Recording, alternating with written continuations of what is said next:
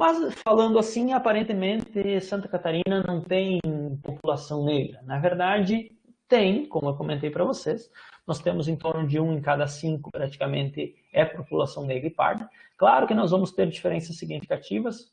Por exemplo, se vocês pegar aqui a região de Gaspar, por exemplo, ela é toda colonizada por imigrantes. Praticamente nós não temos presença de população negra.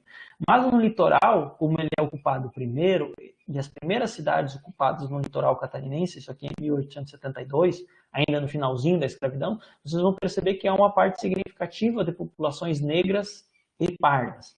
E que aqui na região de Lages também é expressivo, porque aqui passavam as rotas e aí existia uma forte presença de escravos nas fazendas lagianas.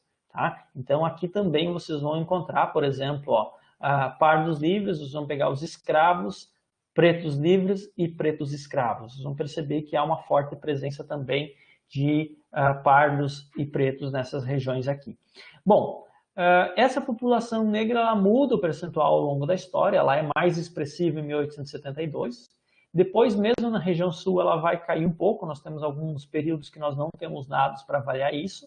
Tá? Mas há uma redução, principalmente da população negra, com a população aqui de pardos aumentando, principalmente das miscigenações, mas tem que conceber que um pouco desse processo de redução aqui não é porque reduz o número de indivíduos, mas é uma redução relativa porque vem o processo de imigração, e o processo de imigração de populações brancas ou de imigrantes que vêm do Rio Grande do Sul, ela ocorre principalmente nesse período aqui dos anos 20 aos anos 60, em que vai aumentar o contingente de pessoas brancas em Santa Catarina e diminuir proporcionalmente a presença da população negra.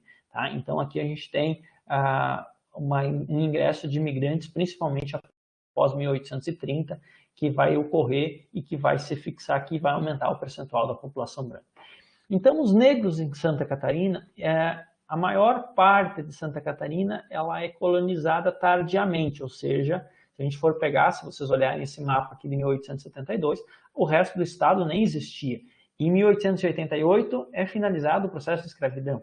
Então, se vocês observarem, vocês vão ver que a maior parte do estado não foi ocupada durante o período da escravidão, e sim depois. Isso vai interferir bastante dentro do processo e vai diferenciar as regiões. E mesmo nessas regiões aqui que vocês observam, vocês já percebem que existiam algumas regiões aqui de colonização branca extremamente expressiva, que foi promovido com a vinda de germânicos, por exemplo, e depois de outros povos aqui, primeiro germânicos e depois os povos italianos e de outras nacionalidades.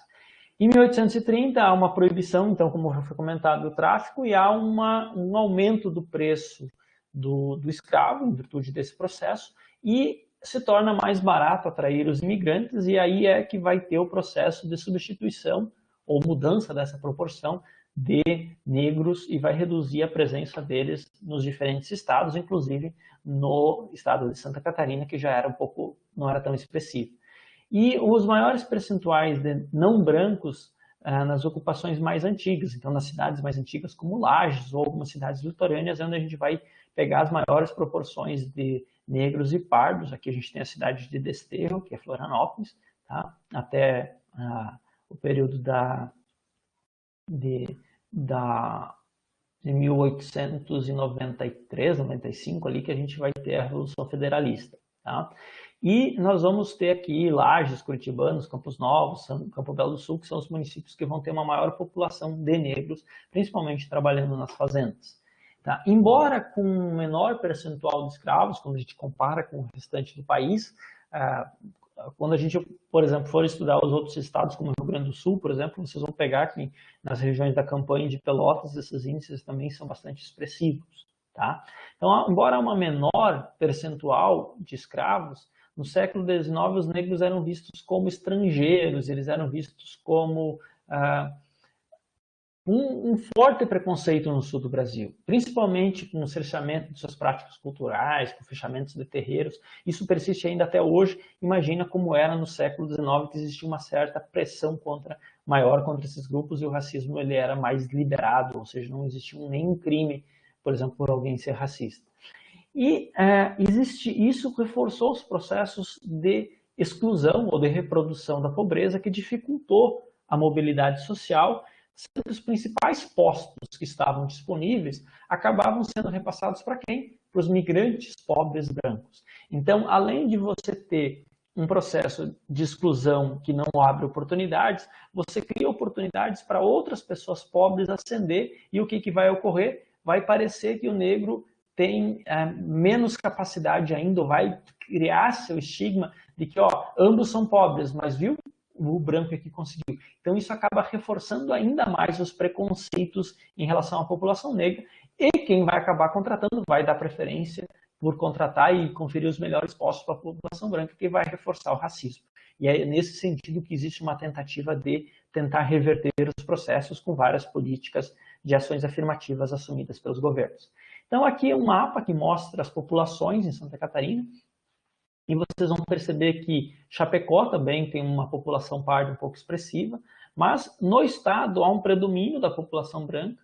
Em alguns municípios pequenos aqui nós temos uma população indígena que aparece, tá? Mas aqui são poucos municípios que a população indígena aparece, que vai ser os locais onde nós temos as reservas indígenas, tá? E no restante é um predomínio de população branca na maioria dos municípios. Não temos nenhum estado que predomina a população parda ou negra. E que a população negra ela é bem restrita no nosso estado. Tá? Isso com dados de 2010. Mas isso não significa que na nossa região não há população parda ou negra. Sim, há, e às vezes a gente acaba desconsiderando o seu papel na construção da nossa sociedade. Tá? Então, os negros em Santa Catarina, enquanto no Brasil nós temos 47,7% da população branca, em Santa Catarina os brancos representam 84%. E esse percentual já foi ainda maior, já foi de 90%. Tá? E tende a ocorrer uma redução gradativa, principalmente com a revalorização da identidade negra, de que eles se autodeterminam. Muitas pessoas que antes se declaravam brancas faziam isso por preconceito que tinham consigo próprias, tá? De poder se dizer que tinham uma outra cor de pele. Tá? E a imagem que nós temos de Santa Catarina é que a nossa autoimagem, a forma como geralmente a gente vê, é que aqui seria um pedaço da Europa.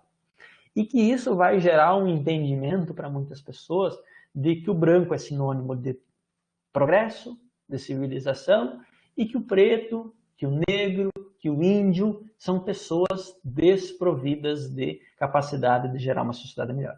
Isso é algo que permeia o imaginário das pessoas e que quando a gente vai ver não é bem assim, porque as regiões foram criadas e onde os negros estiveram, elas se desenvolveram também assim. Por exemplo, vocês pegam São Paulo, por exemplo, que tem uma forte presença da colonização negra, ela se desenvolveu e é mais desenvolvida, inclusive, que no sul do Brasil. Então, há além de ter uma redução e um preconceito em relação à população negra, há uma certa invisibilidade. Ou seja, nós temos 1 milhão de pessoas no estado de Santa Catarina, que são 16% de pessoas pretos e pardos, declarados em 2010, que as pessoas tendem a negar sua existência ou negar o seu papel na construção do estado, como se praticamente aqui fosse só um pedaço da Europa, ou um pedaço da população branca, embora hoje a gente sabe que a Europa também tem uma população negra crescente. Tá? Então, os negros, esse preconceito levou-se a isolar, e aí a gente vai ter os terreiros, a gente vai ter as vilas. Em algumas regiões, o processo de exclusão gerou a formação de vilas pobres no espaço rural, ou então nos subúrbios urbanos, e essa população acabou sendo excluída da maior parte dos espaços de construção da nossa sociedade. E atuando de forma subalterna na construção dessa sociedade, mas não sendo valorizada pelo seu trabalho.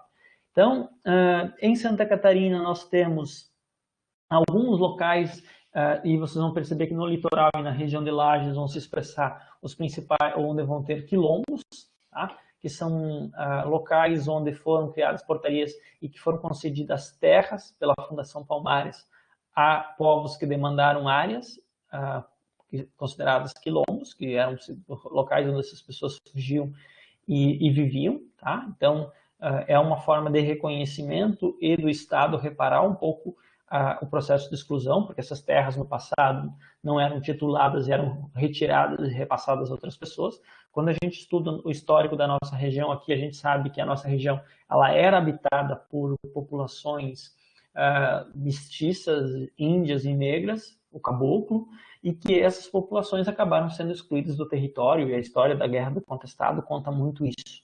tá? Então a gente pode perceber bastante esse processo. No Brasil, a gente tem algumas áreas a um percentual de 0,3% do território que foi distribuído como quilombos em 296 localidades, sendo que nós temos 2.700.000 hectares dentro desse processo de distribuição para toda uma população que demanda. Tá? Então, os quilombos ainda carecem de reconhecimento do acesso às suas terras.